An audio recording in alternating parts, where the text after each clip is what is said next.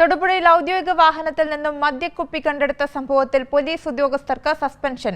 Karimannoor police സ്റ്റേഷനിലെ SI NS Roy, CPO Jijo Antony എന്നിവർക്കാണ് suspension. ജില്ലാ പോലീസ് മേധാവിയുടെ റിപ്പോർട്ടിൽ എറണാകുളം റേഞ്ച് DIG ആണ് നടപടിയെടുത്തത്. അഖിൽ TS വിവരങ്ങളുമായി ചേരുന്നുണ്ട്. അഖിൽ, എന്തൊക്കെയാണ് വ്യക്തമാവുന്നത്? കൂടിയാണ് വലിയ ആഴ്ചകൾ നീണ്ട ദുരൂഹത മാറിയത്.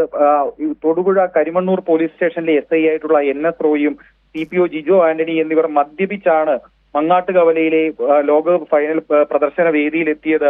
അവിടെ അത്രയധികം പ്രശ്നങ്ങൾ ഉണ്ടാക്കിയത് എന്ന വാർത്ത ഇന്ന് രാവിലെയോടുകൂടിയാണ് ഇടുക്കി SP എറണാകുളം റേഞ്ച് DIGക്ക് റിപ്പോർട്ട് സമർപ്പിക്കുക. ആ റിപ്പോർട്ടിന്റെ അടിസ്ഥാനത്തിലാണ് ഇരുവരും മദ്യപിച്ചിരുന്നു എന്നുള്ള വാർത്തകൾ പുറത്തു വരുന്നത്. അതേ തുടർന്നാണ് ഗത്യന്തരമില്ലാതെ ഇപ്പോൾ പോലീസിന് നടപടിയെടുക്കേണ്ടി വന്നിരിക്കുന്നു. കരിമണ്ണൂർ പോലീസ് സ്റ്റേഷനിലെ SI ആയിട്ടുള്ള NS റോയിയെയും CPO ജിജോ ആന്റണിയെയും സസ്പെൻഡ് ചെയ്തിരിക്കുന്നു എന്നുള്ളതാണ് ഇപ്പോൾ നിലവിൽ ഈ ഘട്ടത്തിലെ ഏറ്റവും പ്രധാനപ്പെട്ട വാർത്ത. പലതരത്തിൽ ഇരുവരെയും സംരക്ഷിക്കുന്നതിനുള്ള ശ്രമങ്ങൾ പോലീസ് നടത്തിയിരുന്നു.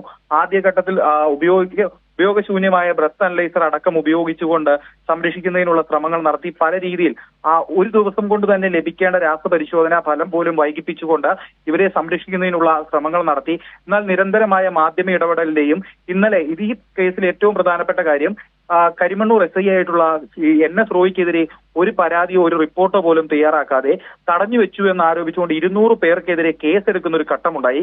ഈ കേസെടുത്ത ആളുകൾ ഇന്നലെ ഹൈക്കോടതിയെ സമീപിച്ചിരുന്നു. ഹൈക്കോടതിയുടെ നിർദ്ദേശപ്രകാരം കൃത്യമായി DIG ഈ കേസ് അന്വേഷിക്കണമെന്നും അതിന്റെ റിപ്പോർട്ട് സമർപ്പിക്കണമെന്നും പറഞ്ഞതിന്റെ അടിസ്ഥാനത്തിൽ ഇന്ന് രാവിലെ കഴിഞ്ഞ ഏതാനും ദിവസങ്ങളായി ഇല്ലാതിരുന്ന ഒരു റിപ്പോർട്ട് ഉയർന്നു വരികയും ആ റിപ്പോർട്ടിന്റെ അടിസ്ഥാനത്തിൽ കൃത്യമായി ഇരുവരും മദ്യപിച്ചിരുന്നു എന്നുള്ള സത്യം പുറത്തു വരികയും ചെയ്തു. ഇതേ തുടർന്നാണ് ഇപ്പോൾ എറണാകുളം റേഞ്ച് DIGയുടെ നേതൃത്വത്തിൽ ഇരുവരെയും സസ്പെൻഡ് ചെയ്തു എന്നുള്ള ഏറ്റവും പ്രധാനപ്പെട്ട വിവരങ്ങൾ പുറത്തു വരുന്നത്. എന്തായാലും കഴിഞ്ഞ ഒരാഴ്ചയായി നീണ്ടുനിന്ന വലിയൊരു ദുരൂഹതയ്ക്കാണ് മറനീക്കി അവസാനമായിരിക്കുന്നത്. ഇനി അറിയേണ്ട ഒരു ഉത്തരമെന്ന് പറയുന്നത് ഈ കേസിൽ 200 പേരെ പ്രതി ചേർത്ത് ഔദ്യോഗിക കൃത്യനിർവഹണത്തിനിടയിൽ വാഹനം തടഞ്ഞു എന്ന് ആരോപിച്ചുകൊണ്ട് 200 പേർക്കെതിരെ കേസെടുത്തിട്ടുണ്ട്. ആ കേസിന്റെ ഭാവി എന്താകും?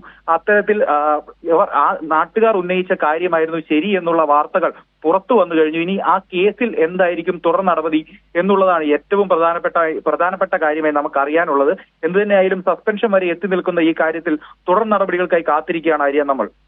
ശരി, അഖിൽ TS ആണ് ഇടുക്കിയിൽ നിന്ന് വിവരങ്ങൾ നൽകിയത്.